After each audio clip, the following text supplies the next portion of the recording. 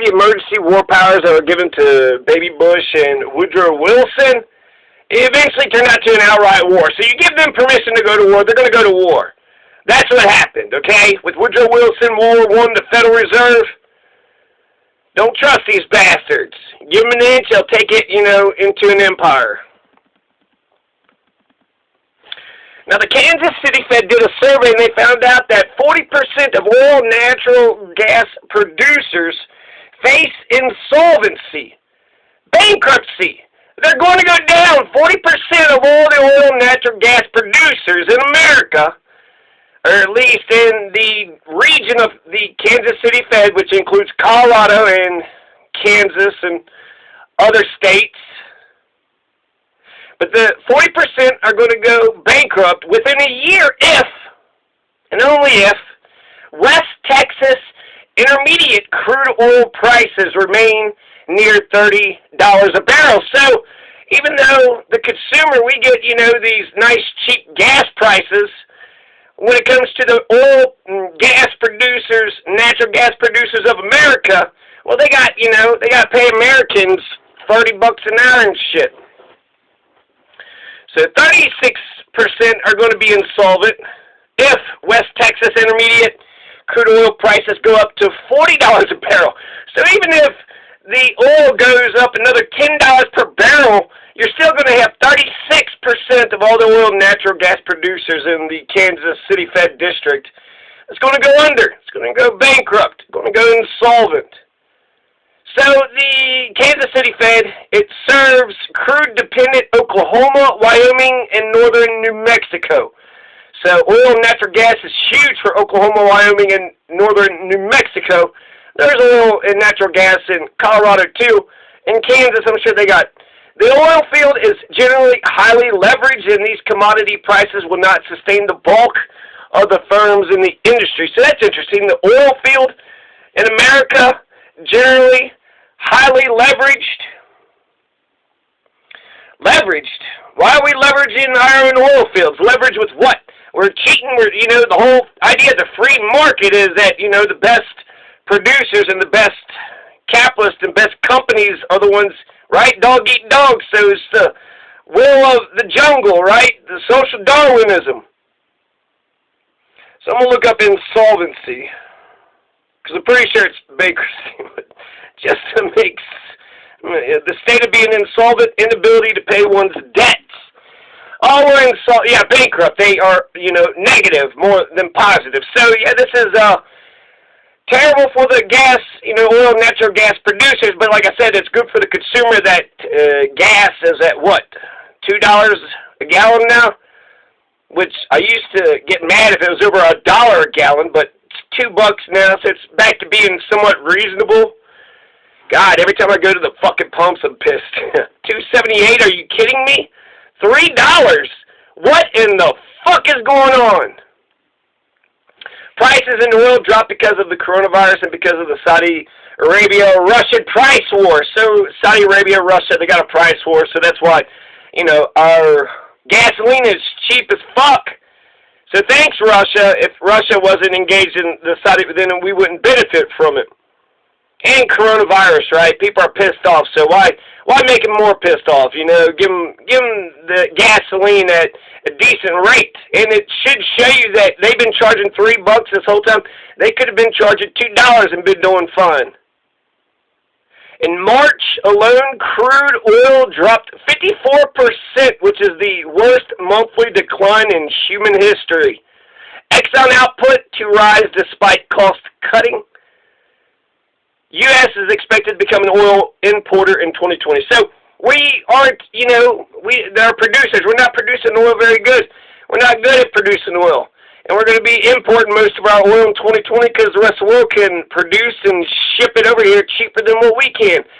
What we can do to produce it. And even though some companies are going under 40%, 36%, 60% of the oil and natural gas producers are doing just fine and dandy, Exxon says that they're going to increase their output. So not only are, some oil companies doing okay, some of them are kicking ass and taking names. So that's capitalism, right? That's just capitalism. 40%, Yeah, well, maybe they shouldn't have been in the damn industry to begin with.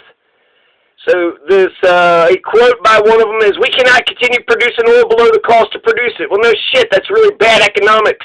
The price of oil is the cost it takes to produce it. So if they're selling oil for, half the cost it takes to produce it, they're losing money. KFC president, Kansas City, KFC, KCF, Kansas City Fed president, Esther George, she says that capital will keep flowing to the banks. So don't worry, Colorado, your banks are going to be okay. Kansas City Fed is fully functioning as a financial safety net for the banks. So don't worry, American banks. You'll be just fine. Now, Esther George, she said that everything's going to be fine because the banks went into this coronavirus crisis very healthy with solid levels of reserve capital and strong income, better than in 2008. So they're fine, right? They got, lots of reserve capitals, printing up lots of new money. They were healthy, right? The banks were healthy and strong, not like the poor people, the homeless people, or the, people victims of police brutality, not like any of those people. Now, America just doesn't really understand her history, okay? So let's just go back to the beginning. In the American Revolution, we sold a bunch of bonds. We sold Continentals to the American people to finance the U.S. Revolution. So this was the American people actually being a part of the thing, part of the financial industry, like buying war bonds, buying, treasuries, buying some of this shit. That's the direction that needs to go. The American people need to become a part of their own financial industry. And so, we should all have a stock in the dollar. Shouldn't we all have a stock in the dollar? We give our dollar to the banks free, interest free. Here's our money. Here's our money. Take our fucking money and gamble with it as you please. But the Continental, they're going to become worthless the moment George Washington becomes president, because everything that fucker touched just goes downhill. George Washington started the French and Indian War because he just killed a Frenchman out in these, woods in America, out of, I think in Indiana or some shit. So you have the U.S. Revolution being, paid for by the American people, buying a bunch of worthless Continentals. And then it was, 1790, it was gone. 1789 U.S. Constitution said that states could only pay their debts in silver and gold. So we're using Continentals. We dropped the Continentals and we say just silver and gold. We didn't trust the Bank of England. We didn't trust a centralized bank.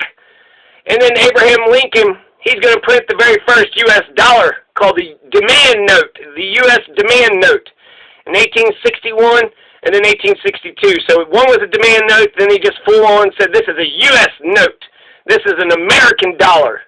The American people voted for an income tax, the 16th Amendment in 1913, in the beginning of 1913. At the end of 1913, Woodrow Wilson thought that a central bank was necessary. And then we got the Federal Reserve. And the rhetoric was to put a check on Wall Street. Do we trust Woodrow Wilson? I don't know. He took us into World War I. He's a segregationist. He said black people are inferior. He said the KKK saved white people, birth of a nation, like writing history with Lighten, threw Robert Goldstein in jail for making a film about the American Revolution, Woodrow Wilson. Threw Eugene Debs in jail. Fuck Woodrow Wilson. Fuck Woodrow Wilson. And then FDR stole everybody's gold in America in 1933. Took everybody's gold in America. It was illegal to have gold for 40 years, to tie, to peg, to fix the U.S. dollar to gold. We're now a free-floating exchange, but before we were a fixed currency.